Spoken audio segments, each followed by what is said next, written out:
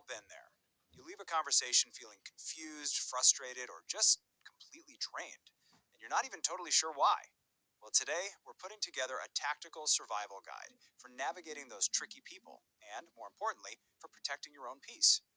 It's that feeling, right? You walk away from what should have been a normal chat feeling completely exhausted, kind of like you just ran a marathon you never even signed up for.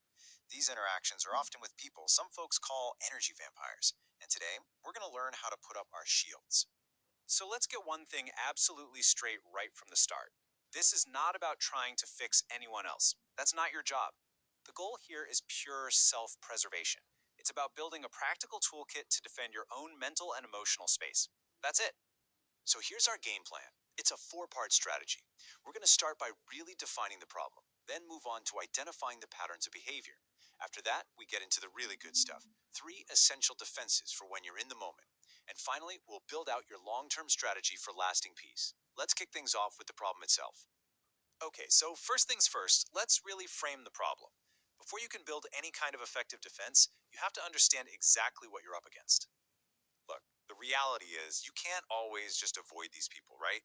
It could be a coworker, a client, maybe even a family member. So if cutting them out isn't an option, where does your power lie? It's not in getting rid of them, it's in fundamentally changing the rules of engagement for how you interact with them. So, how do we get started? Section 2 is all about reconnaissance. You see, to react effectively, you first have to recognize the pattern that you're dealing with. So, let's break down the common behaviors to look for. These behaviors, they often fall into a few key patterns. First, you've got the controller, who acts like they have some kind of right to manage your life. Then there's the victim, where every single story they tell stars them as the noble sufferer. You've also got the gaslighter, who can so subtly twist things that you start to question your own memory. And, of course, the negativity magnet, the person who can find a cloud in any silver lining. As we go through these, just ask yourself, does any of this sound a little too familiar? All right, this brings us to the core of our strategy, your tactical playbook. We're going to cover three really powerful defenses you can use in real time the second you realize you're in one of those draining conversations. First up, this brilliant technique called the gray rock method. And really, the name says it all. The goal is to make yourself so boring, so unresponsive, that the other person just loses interest. Why? Because they aren't getting that emotional reaction they crave. So, how does this actually work in practice? Well, it's basically a three-step process of just disengaging. You start with really short, neutral responses like, I see, or okay. Then, and this is crucial, you stop offering up personal information or opinions. That's the fuel for their fire. When you take away the emotional reaction they're looking for, you take away their power. You literally become uninteresting, a gray rock.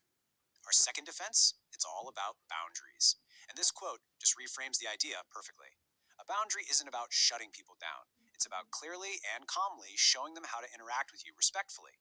You're not building a fortress, you're just showing them where the door is and, how to use it properly. Now, for boundaries to actually work, they rely on two non-negotiable principles. First, you have to be crystal clear. State your limit directly without apology. Second, you have to be consistent. You have to enforce that boundary every single time. The moment you let it slide, you send the message that it's just optional. And it's not. And that brings us to our third defense, avoiding what's called the JADE trap. It stands for justify, argue, defend, and explain. And we do this instinctively, right? Because we want to be understood. But here's the key insight. A toxic person isn't looking for understanding.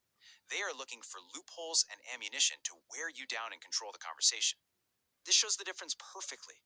On the left, in the jaded trap, you're explaining, you're defending, you're stuck playing their game. But on the right, by just stating a firm boundary, you reclaim control. The power here is that these statements are final. They are not invitations for a debate.